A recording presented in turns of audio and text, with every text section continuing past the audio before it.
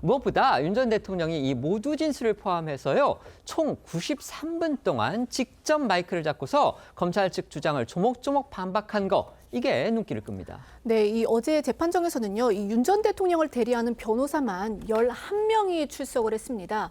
하지만 윤 전 대통령은요, 직접 마이크를 잡고 이 준비된 원고도 없이 즉석에서 이 검찰 측 주장을 90여 분 동안 반박을 했습니다.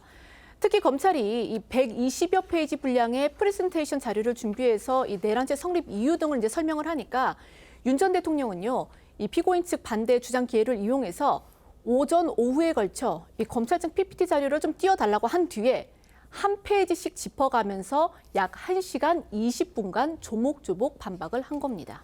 윤 전 대통령은 변론에서 공소장과 구속영장을 보니 26년간 검사 생활을 하면서 많은 사람을 구속하고 기소한 저로서도 도대체 무슨 내용인지 어떤 논리에 의해 내란죄가 된다는지 도저히 알 수 없었다고 목소리를 높였습니다.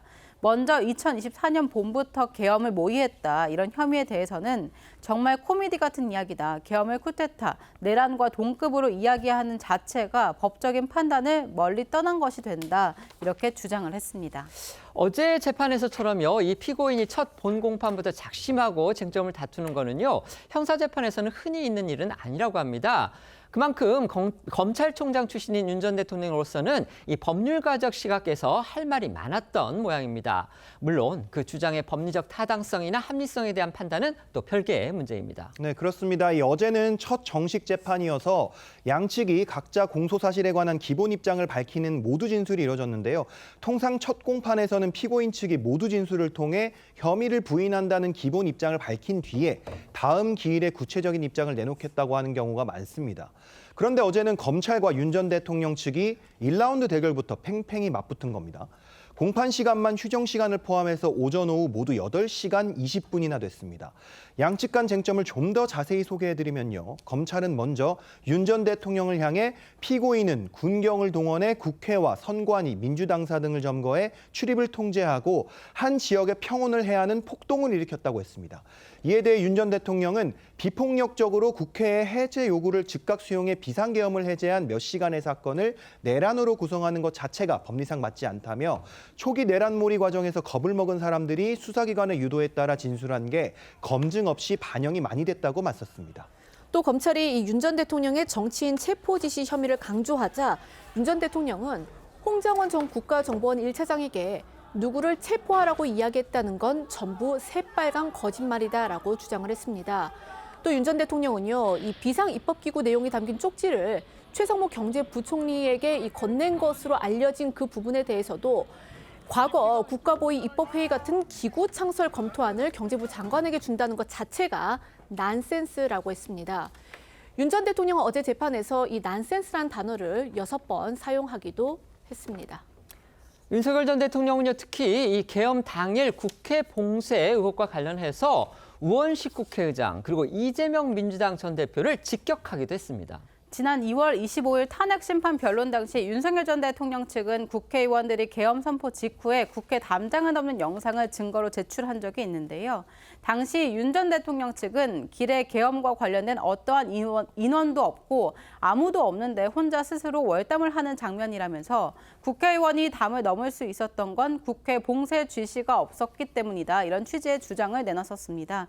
윤 전 대통령은 어제도 같은 주장을 되풀이하면서 우원식 국회의장과 이재명 민주당 대표가 사진을 찍으며 담 넘는 쇼가 다 찍혔다, 국회에 못 들어간 사람은 전혀 없다, 이렇게 두 사람을 직접 거론했습니다.